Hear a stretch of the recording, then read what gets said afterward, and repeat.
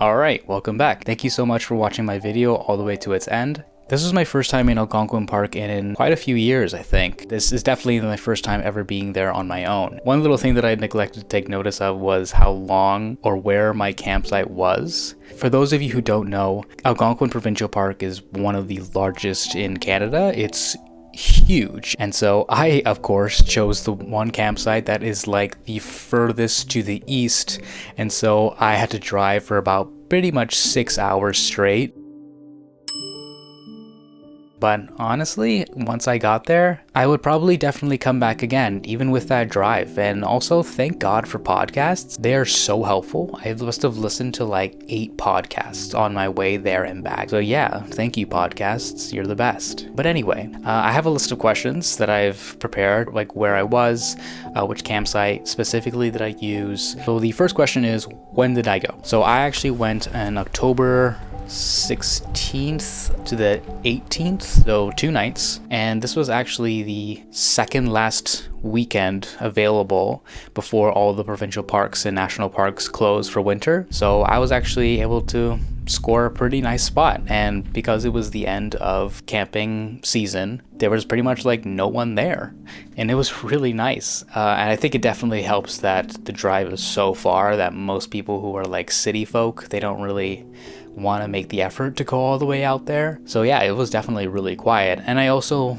did something a little different this time where I switched it from going from a Friday to Sunday. I made sure to go from a Saturday to Monday. Now Saturday was definitely the busiest day of the time that I was there, but by Sunday everyone was pretty much packing up to leave, and so by the end of the day there was like no one around, and by Monday there was definitely no one around. It was completely quiet. Because I went during, I guess we would say, mid-October, it was just past peak season of fall, and so because of that, the colors of the leaves were still there.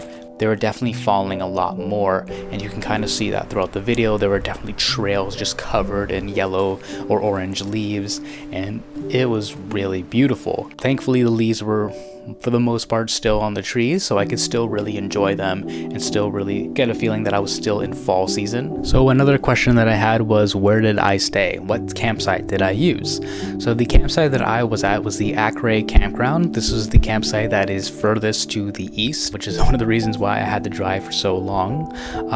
Not that I'm complaining. The drive to this campsite was incredible. It was so beautiful, and there are definitely a lot of views for you to enjoy. Alright, so next question. What did I do while I was there? For the trails that I went on the Berm Lake to Eastern Pines backpacking trail. It was a 16.9 kilometer trail, a loop trail. Pretty much all the footage that you see from is just from that one trail. All of it was incredibly beautiful. There were definitely a lot of like little bridges, which seem to be very commonplace among all these provincial parks. Like every provincial park that I've been to so far have these cute little bridges. I think that one of the coolest things that I liked about this trail was that at the beginning of the trail there's kind of like this little booklet stand that you can take one of these little booklets from, and from there it kind of has like these little markers throughout the trail that if you have the little booklet with you, you can then find the associated marker, and then from there the booklet will provide you information about whatever that marker is associated with. So for example, there was one on the kinds of birds that are in the area, the kind of trees that are in this area, and I thought that was just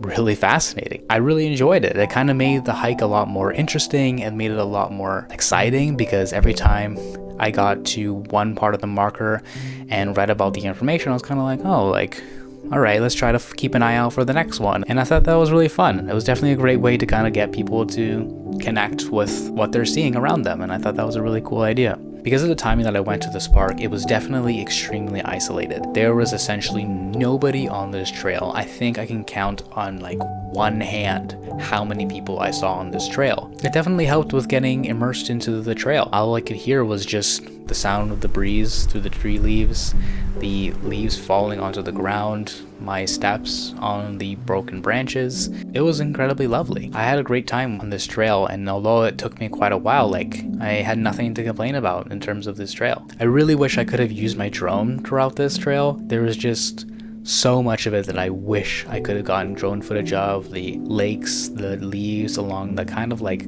massive hills. For me, they kind of reminded me a lot of mountains, but I know they're not mountains. They're just really big hills. I did use my drone for going to the park and going back from the park, but man, I would have given anything to use my drone in the park, but unfortunately they're not allowed without a permit. For all my videos, I've been using my Fujifilm X-T2, which is the camera that I'm using to film this right now, along with my Rode Video Micro. I think that's what it's called. Yep.